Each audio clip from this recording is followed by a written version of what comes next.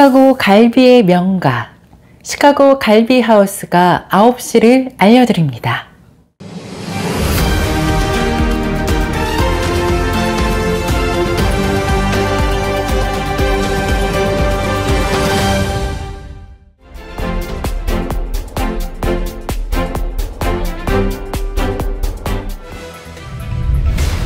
시청자 여러분 안녕하십니까? 5월 26일 월요일 7데이즈 헤드라인 뉴스 시작합니다.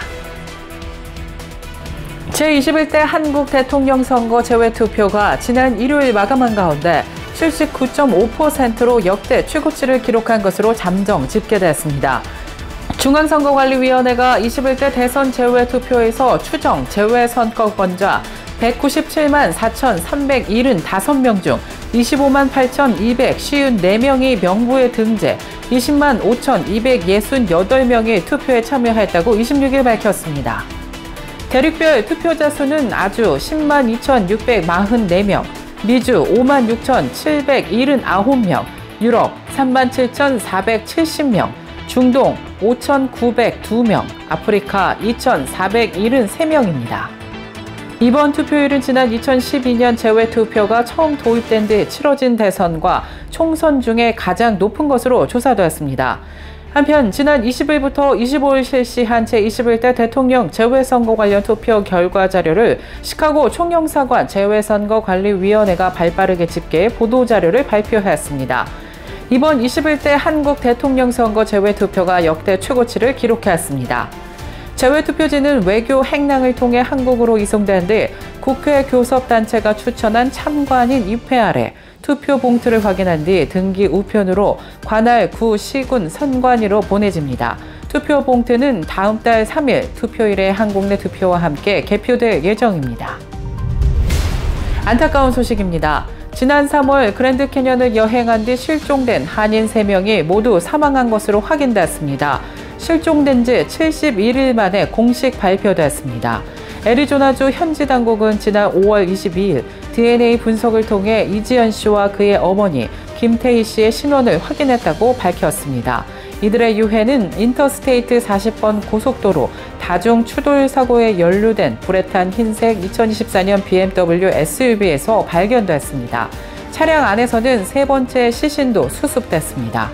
이는 이지연 씨의 고모인 김정희 씨로 추정되고 있는 가운데 이들은 당초 지난 3월 17일 샌프란시스코 공항을 통해서 한국으로 귀국할 예정이었지만 연락이 닿지 않자 한국의 가족들이 외교부를 통해 도움을 요청하면서 알려졌습니다. 안타까운 소식입니다. 봄철 알레르기 시즌이 한창인 가운데 일부 알러지 약들이 심각한 가려움증을 일으키고 있어 당국이 경고에 나섰습니다. 연방식품의약국 FDA가 수백 명의 환자들이 알러지 의약품을 장기간 복용하다가 중단했을 때 일명 소양증이라고 불리는 급성 가려움증을 경험했다고 밝혔습니다. 문제가 된 건 세리티진과 레보세리티진으로 지르텍, 알러텍, 자이잘 등의 이름으로 판매되고 있는 약들입니다. FDA에 따르면 앞선 제품으로 인한 부작용 사례는 지난 2017년부터 2023년까지 200여 건에 달하는 것으로 조사되었습니다. FDA는 부작용 사례가 드물지만 일부의 경우 응급처치가 필요할 정도로 심각했다면서 소비자들의 각별한 주의를 당부했습니다. 미국에서 올해 1월 1일부터 태어나는 신생아들에게 연방정부에서 $1,000를 입금해주는 트럼프 계정이 신설되면서 눈길을 모으고 있습니다.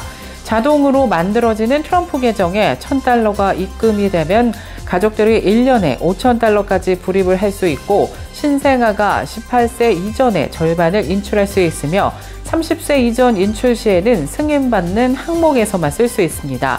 30세 이후에는 아무 곳에서 사용할 수 있게 되는 것으로 알려졌습니다. 연방 하원을 넘어 상원으로 이동한 초대형 감세 연장과 사회 안정만 삭감안에는 출산 장려금과도 같이 트럼프 어카운트라는 이색적인 신생아 지원 방안이 포함되면서 많은 사람들의 관심을 모으고 있습니다. 한편 트럼프 계정은 2025년 1월 1일부터 트럼프 임기 말인 2029년 1월 1일 사이에 태어나는 신생아들에게 1인당 $1,000씩 무상 제공하게 됩니다. 학교 내 휴대전화 사용을 금지하려는 움직임들이 전국에서 발빠르게 확산되고 있습니다. 2024년 플로리다가 처음으로 학교 내 휴대전화 사용을 규제하는 법안을 통과시킨 뒤 2025년 현재까지 미국 내 26개 주가 관련 법안을 통과시켰고 8개 주와 워싱턴 DC는 지방교육청 차원의 규제 지침을 권고하거나 자체 규정을 마련한 상태로 조사되었습니다. 이 중 17개 주는 올해 들어서만 조치를 취했습니다. 세부 내용에는 플로리다는 처음에는 수업 시간에만 사용을 금지했지만 최근에는 초, 중학교에서 하루 종일 휴대전화 사용을 금지하는 법안이 주지사의 서명을 앞두고 있습니다. 현재 10개 주와 워싱턴 DC는 유치원부터 고등학교까지 전일 휴대전화 사용을 금지하고 있습니다.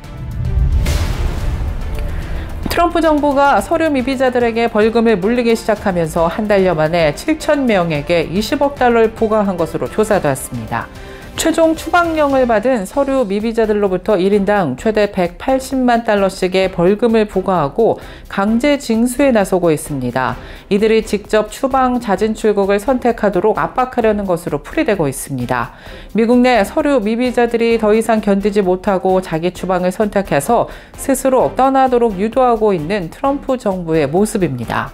최종 추방령을 받고도 미국을 떠나지 않는 서류 미비자들에게는 최종 추방령을 받은 날로부터 하루에 998달러의 벌금을 물리고 있고 최대 5년치를 소급 적용해 180만 달러나 부과하고 있는 것으로 조사됐습니다. 이상 7데이즈 헤드라인 뉴스 전해드렸습니다. 시청해주신 여러분 고맙습니다.